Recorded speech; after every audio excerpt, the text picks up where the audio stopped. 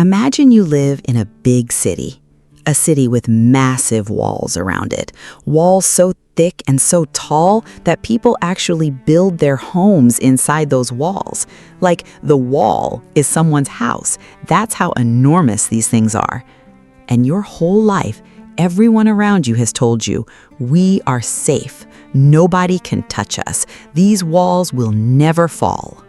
Now, imagine that one day you start hearing stories, whispers, rumors drifting in from the desert.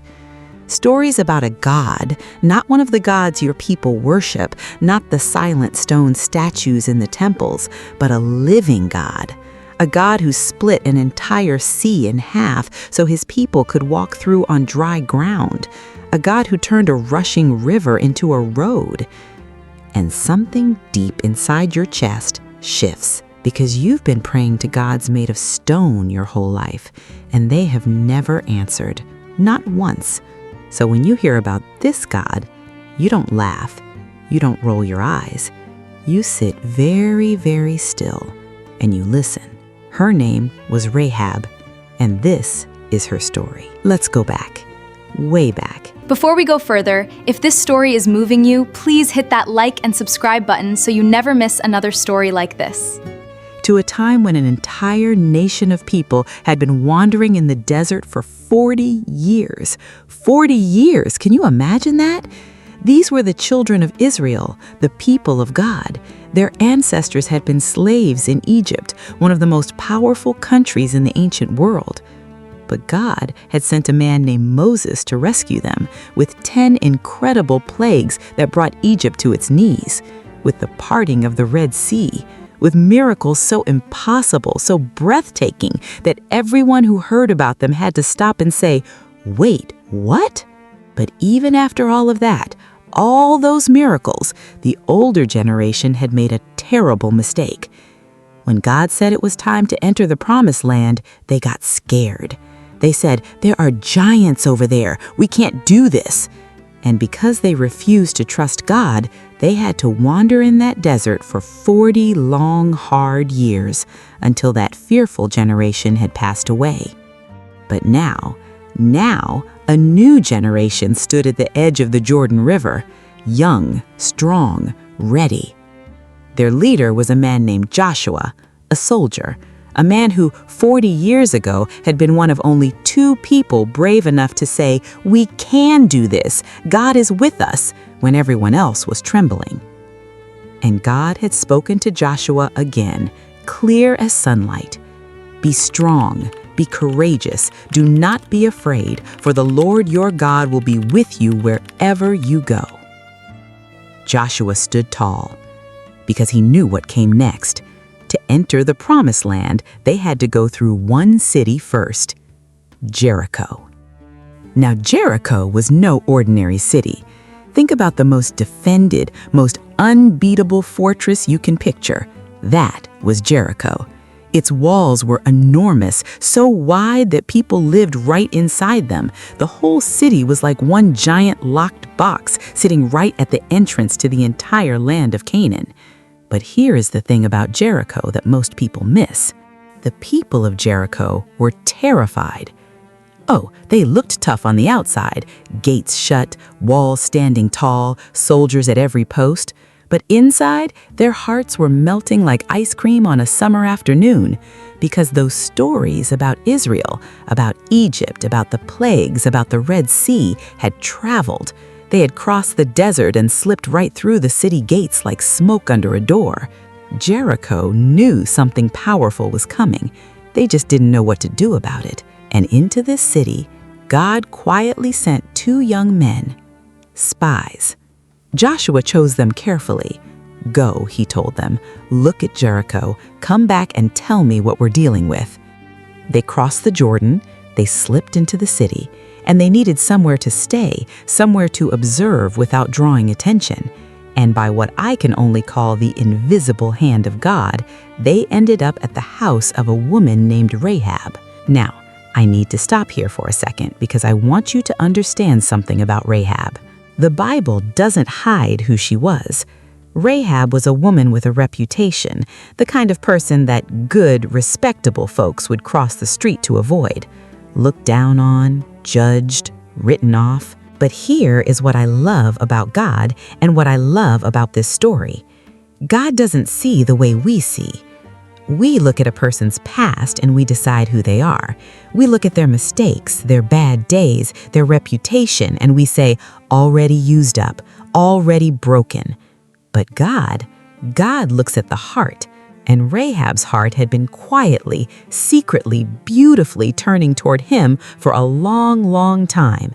She had been listening to every whisper about the God of Israel that drifted through those city gates. She had held those stories in her mind late at night when the city was quiet. She had compared this God to the stone idol she grew up with, and she had already made her decision before those two strangers ever knocked on her door. So when two strangers, technically her enemies, showed up, she looked at them and she left them in. She hid them under stalks of flax laid out to dry on her rooftop. Just ordinary bundles of plants, but she tucked those two men underneath them and made sure they were completely hidden. And she did it without being asked twice. That is courage. Now somebody had seen, maybe a neighbor, maybe a soldier, but word reached the king of Jericho almost immediately. Israelite spies in the city at the house of Rahab. The king sent his messengers straight to her door, a royal command. Bring out those men, they are spies. And Rahab stood at her door, looked those messengers in the eye, and she lied. Her voice was calm, her expression was steady. Yes, the men came to me, she said, but I didn't know where they were from. At dusk, when they closed the city gate, they left.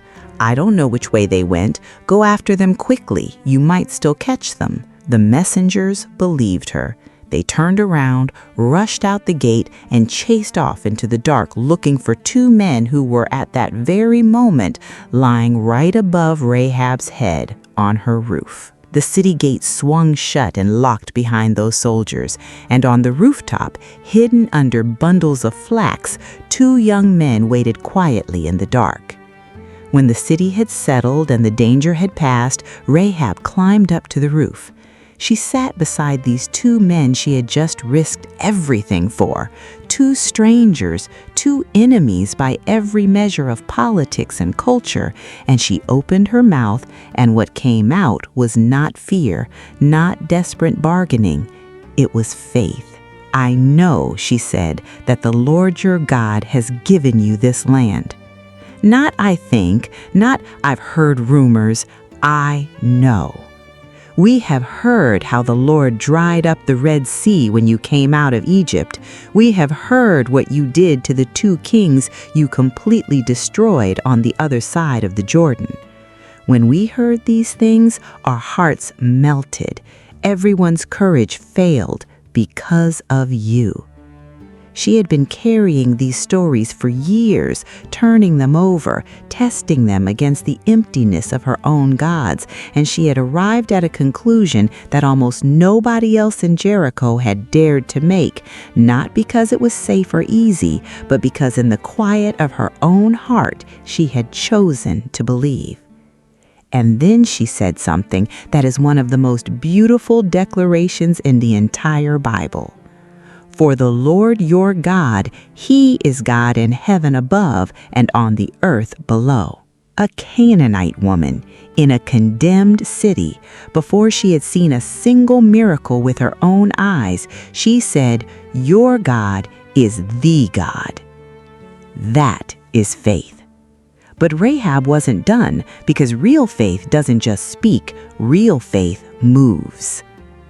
"Now," she begged, "swear to me by the Lord that you will show kindness to my family, because I have shown kindness to you. Spare my father, my mother, my brothers, my sisters, everyone who belongs to me. Promise me you will save us from death." She wasn't asking only for herself. Every person she loved was on her heart in that moment. She had made a choice that could get her killed if it went wrong, and she wanted a real promise. The spies listened. They understood the weight of what this woman had done. She had lied to a king for them, hidden them under her own roof, done all of that because she believed in a God she had never formally met. "Our lives for your lives," they said. "When the Lord gives us this land, we will treat you with kindness, we promise." A covenant, sealed on a dark rooftop between two spies and one very brave Canaanite woman. Not in a palace, not between kings, right there, under the stars, with a condemned city sleeping beneath them. Rahab lowered the two men from her window using a rope. Her house was built right into the city wall, so they could descend straight to the outside. Before they parted, she gave them one last piece of practical, smart wisdom. "Go into the hills, hide there for 3 days until the soldiers come back, then go on your way." And the spies gave her the sign, one small instruction, the thing that would determine who lived and who did not. "Tie this scarlet cord in the window, the one you let us down from, and bring everyone you love into this house. If anyone steps outside while we come through, we cannot protect them. But everyone who is inside this house with you, we will be responsible for their safety. We promise." Rahab agreed, and as soon as those men were gone, she walked to the window and she tied the cord. A small thread of red hanging in a window, visible from the outside over the city wall. Just ordinary rope dyed scarlet, that's all it was. But the promise of God was attached to it. Rahab then went straight to her family, every single one of them, her father, mother, brothers, sisters. She gathered them all. She told them what she had done, what she had been promised, and she said, Come into my house, stay here." I imagine how that conversation went. "Rahab, you did what? You hid Israelite spies? Are you out of your mind?" And she would have looked at them with calm, steady eyes and said, "Their God is real. If we stay inside, we will live." And they came because something in the way she said it made them believe. Meanwhile, the spies returned to Joshua with their report. "The Lord has surely given the whole land into our hands. Every single person over there is melting in fear because of us." Joshua arose early the next morning and moved the entire nation to the Jordan River. The Jordan was at flood stage, wild, rushing, impossible to cross by human means. But the priests lifted up the Ark of the Covenant and walked toward the water, and the moment their feet touched the edge, the river stopped. The waters piled up far upstream, and every man, woman, and child of Israel walked across on dry ground, a miracle their parents had heard about at the Red Sea, and now they were living it. When word reached Jericho, whatever courage remained was gone. Then came the moment that made no military sense whatsoever. God gave Joshua his battle plan, and it looked nothing like a battle plan. For 6 days, the army of Israel would march around Jericho once a day, with 7 priests blowing ram's horn trumpets. And the people? Not one word. No shouting, no war cries, just silence. Just walking, just obedience. Day 1, once around, back to camp. Day 2, once around, silence. Day 3, 4, 5, 6. Can you imagine being inside Jericho watching this? Every morning you wake up, look over the wall, and there is an entire nation just walking around your city in complete silence. No attack, no siege weapons, just people walking. Some of them must have laughed at first. What on earth are they doing?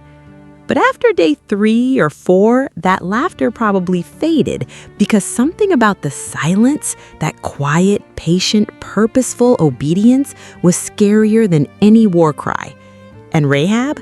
I picture Rahab inside her house, her whole family gathered around her, hearing those trumpet blasts each morning growing louder and closer, and staying calm because she already knew.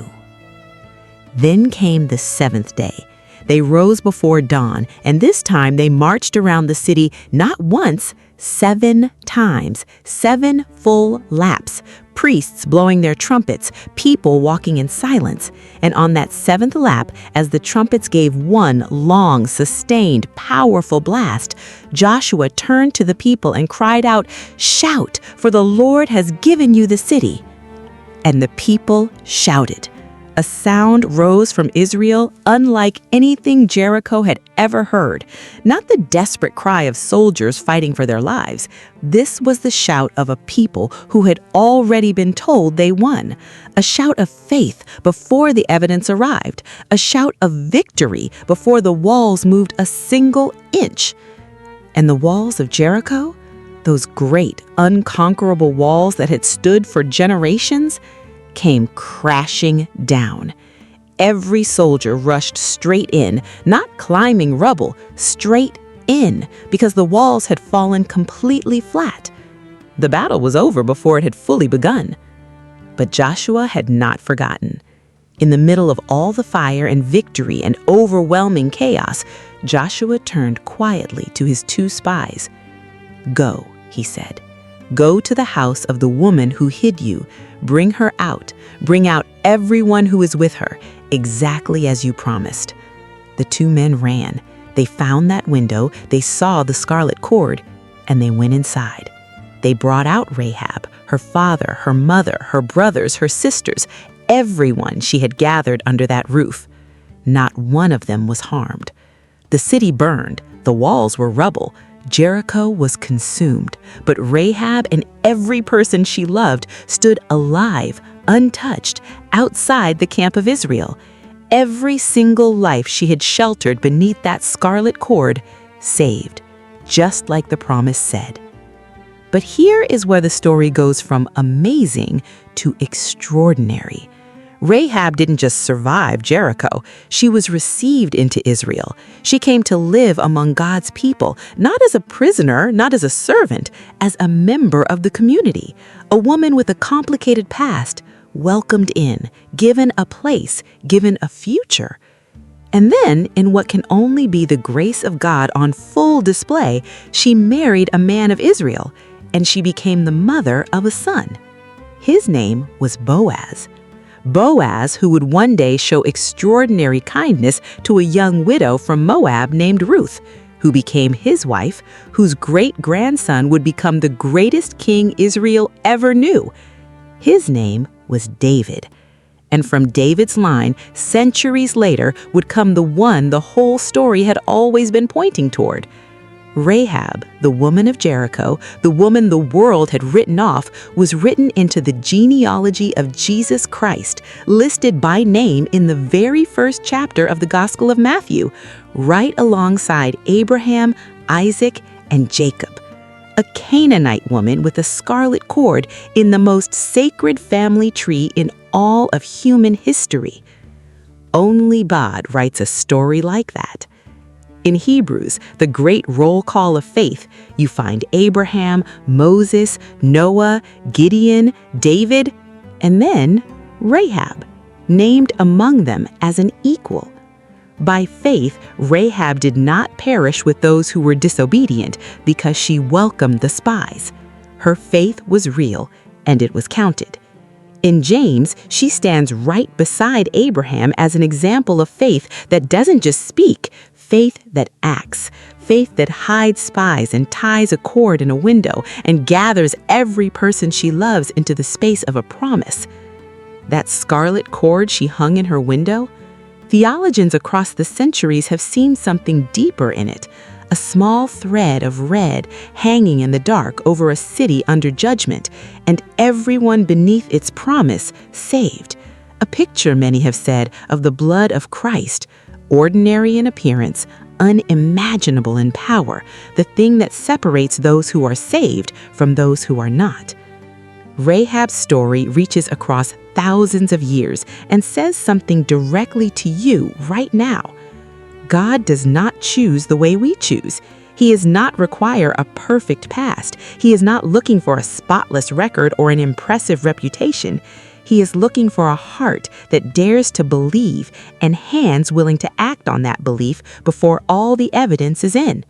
Rahab heard stories about a God she had never met, and she decided, alone in the quiet of her own heart, those stories are true. Before the walls fell, before the army marched, before she had a single piece of proof she would survive. She chose faith, and she hung that cord in her window as a declaration. I am trusting in this. I am on the side of this God, whatever happens. Maybe you are in your own version of Jericho today. Maybe the walls feel permanent, the situation feels unconquerable. Maybe your past follows you like a label you never chose, and grace feels like something meant for people with cleaner hands than yours. Rahab's God is still the same God. The God who stopped a river, who brought down walls with a shout, who reached into a condemned city and saved one woman and everyone she loved. He did not require her to be perfect before he included her. He required her to believe. And in believing, she became part of a story far greater than anything she could have written for herself. The God who brings down walls does not hesitate to save a single soul, not even yours. Thank you so much for watching all the way through this incredible story. If Rahab's faith moved you today, if you found yourself in her courage, in her willingness to believe before she could see, please give this video a thumbs up and subscribe to this channel. We tell these stories because we believe they matter. Every single one of these ancient lives has something powerful to say to you right here, right now. And speaking of powerful stories, next time we are covering another woman whose faith and loyalty changed the course of history. A widowed foreigner who chose love, obedience, and sacrifice, and through her faithfulness became part of God's divine plan and the bloodline of kings. Her name was Ruth, and trust me, you do not want to miss it.